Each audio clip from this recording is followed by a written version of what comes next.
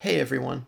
I'm currently in the middle of working on a retrospective of Zack Snyder's filmography, but since I didn't want to leave you guys hanging for a month or so, I wanted to discuss some new shows that just wrapped up and I enjoyed watching. Guys, I promise I'll make more Star Wars videos soon. I know those are the only ones that do well on my channel.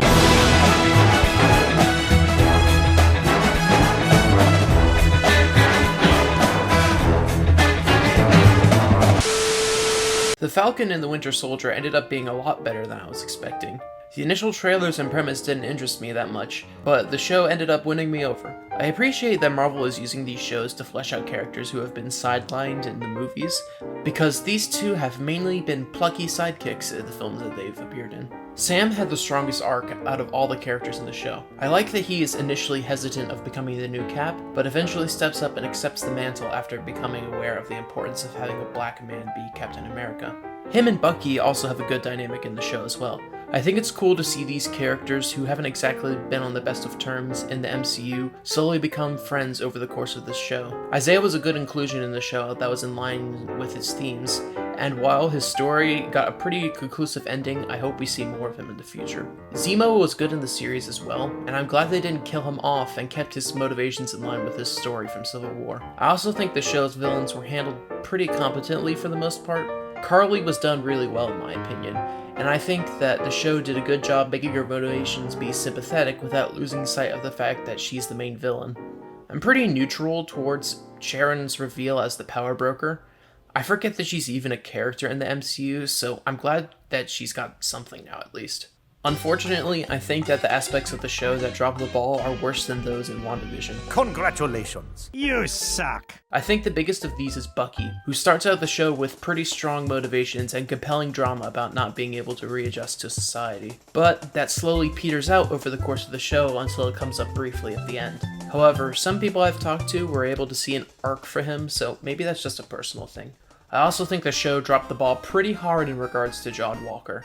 I know for a fact that I'm one of the few people that liked him and his arc in the show. Walker is a pretty unique character to me because his descent into villainy is motivated by the pressure that society has placed on him, that he gets absolutely destroyed in every fight he's in, and that no other superheroes respect him. I like that even though he is motivated by revenge for a short portion of the show, he ultimately chooses to do the right thing over getting vengeance. I think a lot of humanizing moments for him go unnoticed because people expected him to be evil right off the bat, just because of his introduction in the first episode. It also doesn't help that his arc is pretty confusing if you aren't paying attention, so if you go into the show hating him, the show won't really challenge your perception. Well, you got me.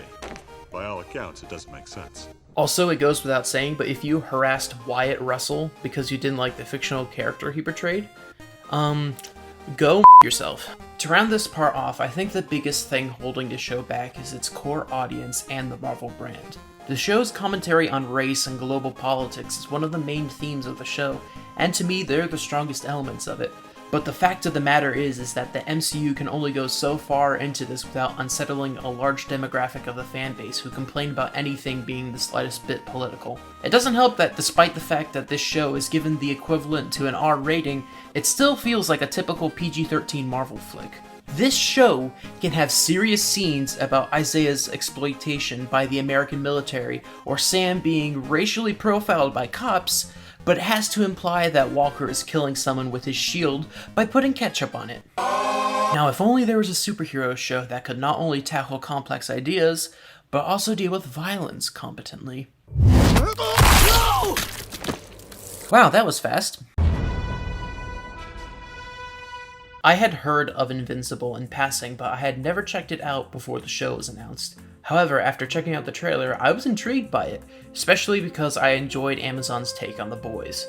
The Boys is a good show, and if you're into the superhero genre or darker content, you should definitely check it out. Especially since it turns some edgelord's garbage fanfiction into a scathing critique of superhero culture. However, because of the way the show's universe works, they can't really tackle too many aspects of superhero universes. For instance, the show doesn't really have any supervillains that stay around for too long, mostly because the heroes are supposed to be more insidious. The violence also tends to be a splatterfest every single time, which isn't something that particularly bothers me, but it starts to blend together after a while. Invincible is a nice alternative to The Boys, not only because it uses its violence better, but also because they explore topics that would be interesting to see in one of these shows that are derivative of superhero media. Like one of the superheroes helping a manned mission to Mars, or kaiju. Unlike Falcon and the Winter Soldier, I think the stories for the main characters are all really solid and easy to follow. Mark's storyline of balancing his personal life with his job as a superhero is a bit cliche, but because of the show's rating, they're able to go more in depth about his shortcomings in a way that most of these types of stories aren't able to do. When Mark fails at being a superhero or a boyfriend, the show really doesn't hold back. Debbie's plotline about investigating whether or not Omni-Man killed the Guardians of the Globe is pretty intriguing and tense, and I'm glad they didn't just kill her off. Nolan is a pretty interesting version of the evil Superman trope. I know some people have compared him to Homelander, and I think the comparison is fitting, but I think I prefer Nolan over him because he's able to have a more human side. I like that even though he's definitely evil, the show left it ambiguous as to why he ended up leaving after the fight with Mark. The show also has a pretty large cast of memorable side characters that have fun stories to follow throughout the season, and unlike The Boys, it won't really punish you for liking the side characters, most of the time. Speaking of violence, I mentioned before that I like how the show uses it, and I'm gonna expand on that a bit more. For the most part, the violence in the show is just a more realistic take on the type of violence you'd find in most superhero things. For example, an alien invasion would be a terrifying thing to experience, and you really get a sense of that through the action scenes in that episode. The best uses of violence are with Omni-Man and the other Viltrumites, which are used to show how easy it is for them to commit these gruesome acts. Probably the best instance of this is in the first episode, where Omni-Man kills the Guardians of the Globe.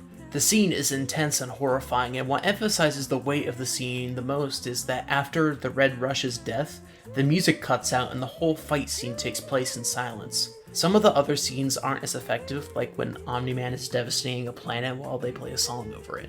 It makes the scene look cool even though it's supposed to be horrifying. I think the only real problem I have with the show is the animation. The way that CGI is implemented into the show reminds me of how it's used in the Berserk Golden Age movies, where background characters or huge scenes are done in 3D animation instead of 2D. I don't mean to throw shade at the animators for doing this, since I know it's a technique that's used to save money, but it just rubs me the wrong way when I see it. If you're into superheroes, I think these are both good shows to check out. The Falcon and the Winter Soldier is a mature show that is only held back by some of the writing and the Marvel formula, and I would give it a 6 out of 10. Season 1 of Invincible is an incredible subversion of superhero tropes that I only had minor problems with, and I am excited for future seasons. I give it an 8 out of 10. Now that this video is done, I'm going to be putting my focus into that big project I mentioned at the start of the video.